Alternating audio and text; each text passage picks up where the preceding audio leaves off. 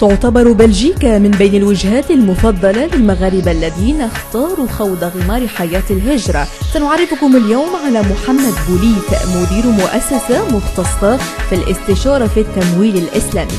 فبعد مراكمته لتجارب في المجال قرر الاشتغال فيه والتعريف أكثر بالتمويل الإسلامي بأوروبا. Mohamed Boulif. Nous nous trouvons actuellement dans les locaux de Al-Maliya, Islamic Finance Consulting, une société que j'ai créée pour faire du conseil en finance islamique. Alors, pour résumer en quelques mots les étapes, disons que c'est un parcours assez traditionnel, ayant suivi une scolarité, disons, tout à fait normale ici en Belgique, primaire, secondaire et universitaire, sans difficulté majeure. C'est vrai, on était aussi à une autre époque. Il y avait des opportunités, mais il fallait aussi se battre parce que les taux de scolarité à l'époque étaient quand même dans notre communauté assez bas. J'ai passé, disons, sans trop d'encombre cette période-là. Et puis je suis entré, disons, aussi assez facilement dans la vie professionnelle.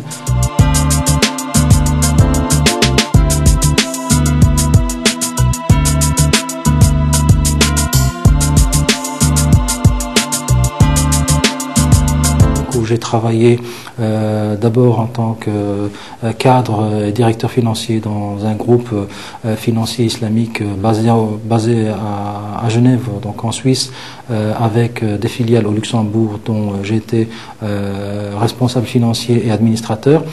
Et puis j'ai finalement, après un certain nombre d'années, une dizaine d'années d'expérience là-bas, je me suis décidé à me lancer dans ma propre aventure, donc en créant une société de conseil parce que je pensais que c'était la meilleure manière que pour moi d'avancer et d'offrir quelque chose, parce que quand on est cadre, on n'a pas le pouvoir de décision automatiquement. Par contre, quand on crée sa propre affaire, on peut avoir plus disons, la main mise sur les dossiers et notamment orienter sa trajectoire comme on le souhaite. Et la trajectoire que je voulais, c'est celle d'ouvrir la finance islamique à la communauté musulmane qui l'a demandé.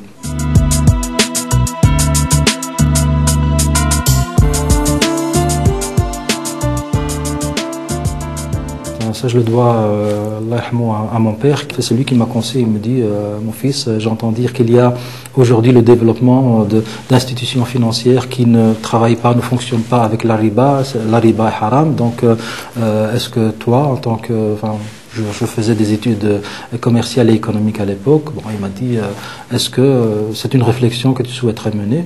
Bon, c'est resté dans ma tête jusqu'au moment, effectivement, où j'ai pu, au moment où il fallait, notamment faire un mémoire, ce qui était, je pense, à l'époque, le premier mémoire de finance islamique en Belgique, et continuer, même si j'ai, après cela, travaillé dans le secteur conventionnel, comme je vous ai dit, dans des multinationales, j'ai continué à faire de la recherche, à créer un centre d'études et de recherche en économie et en finance islamique où nous avons organisé des séminaires, des colloques, et puis l'opportunité est venue de travailler dans le secteur, donc d'entrer de plein pied en tant qu'acteur de la finance islamique, et j'ai saisi cette opportunité.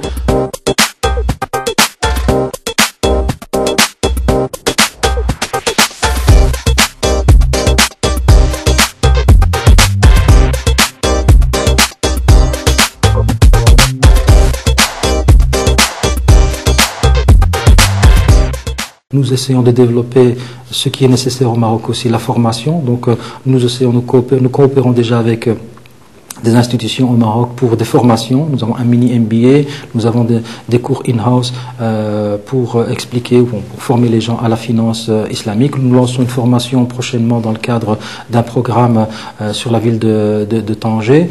Nous avons des contacts avec Banque Le Maghreb. Donc ça, c'est plus au niveau de l'information, et de la formation. Et nous souhaitons aussi mettre nos services, en tout cas savoir, au service des institutions bancaires marocaines qui aujourd'hui entrent petit à petit dans la finance islamique et je pense ont besoin aussi de compétences pour développer le marché marocain qui est un marché sous-bancarisé et souvent dit-on sous-bancarisé parce que s'agissant d'un pays musulman, il y a une large frange de la population qui aujourd'hui n'a pas accès au secteur simplement à cause du secteur financier, simplement à cause de ses croyances religieuses et donc je pense qu'il y a un marché important à découvrir pour le Maroc tant au niveau interne qu'au niveau international. Le Maroc a beaucoup d'opportunités à saisir, à devenir, comme on dit, un corridor de la finance islamique.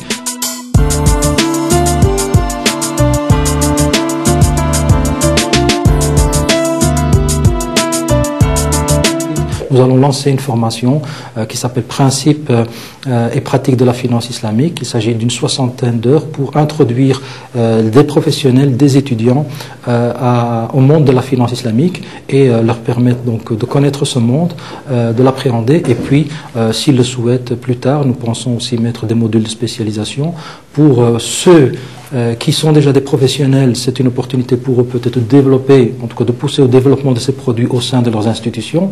Pour ceux professionnels qui souhaitent éventuellement réorienter leur carrière pour, soit en Belgique plus tard, mais aussi à l'étranger, dans les pays du Moyen-Orient, en Asie du Sud-Est, en France, en Angleterre, dans la finance islamique. Et puis nous avons des étudiants qui soit ont déjà un diplôme et qui souhaitent se créer d'autres opportunités, en tout cas se doter des atouts dont je vous ai dit il y a quelques instants, des moyens pour pouvoir entrer dans une industrie qui est quand même l'industrie qui croît le plus fort aujourd'hui, qui a un taux de croissance très important malgré la crise. Et donc c'est un certificat qui leur permettra d'avoir un atout supplémentaire s'ils veulent se réorienter ou entrer dans cette industrie.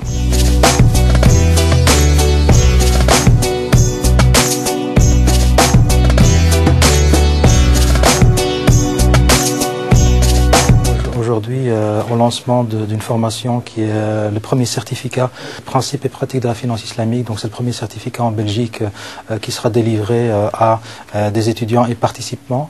L'objectif de ce certificat est de promouvoir la finance islamique dans ce pays et préparer des compétences pour un marché sans doute futur. En ce qui concerne le programme, nous avons 10 cours qui couvrent l'essentiel de la finance islamique aujourd'hui, dans ses principes et dans sa pratique. Donc nous allons faire découvrir aux étudiants tous ces aspects-là. Et puis nous avons essayé de profiter des compétences qui existent sur le terrain. Donc nous avons fait appel principalement, et nous avons eu la coopération de tous les professeurs et spécialistes de la finance islamique localisés ici en Belgique, et bien sûr souvent travaillant en international dans ce secteur-ci. Et puis nous avons fait appel en complément, nous avons fait pour des sujets plus précis comme notamment le fiqh al-mu'amalat. Nous n'avons pas de compétences précises en Belgique sur ce sujet-là, donc nous avons fait appel à des experts venant de la France, notamment pour fiqh al-mu'amalat et le marché des capitaux, deux grosses matières très importantes qui nécessitent une spécialisation. Donc comme nous ne les avions pas sur la Belgique, nous avons fait venir de la France qui, elle, a certaines longueurs d'avance sur nous au niveau de l'enseignement de la finance. Nous avons ici un nombre de personnes, une vingtaine d'étudiants qui vont participer à cette première session qui durera une dizaine de semaines, donc c'est 60 heures de cours. Alors nous espérons qu'avec cela nous aurons donné un tour d'horizon sur ce que est aujourd'hui l'industrie de la finance islamique. Donc ce sera un cours introductif, ce ne sera pas un cours approfondi. Nous prévoyons d'autres modules d'approfondissement plus tard, mais aujourd'hui nous en sommes donc un volume, un cours pour essayer d'avoir un panorama de ce que la pratique, les principes et les pratiques de la finance islamique.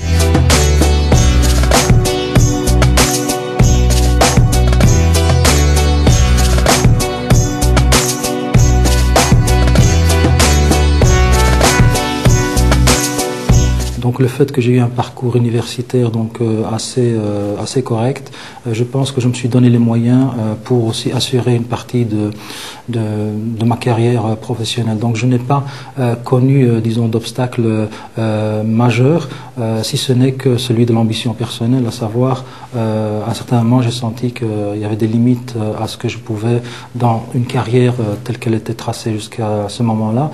J'ai pensé qu'il y avait moyen de donner plus, de faire beaucoup plus pour moi-même, pour mon entourage et pour aussi ma communauté.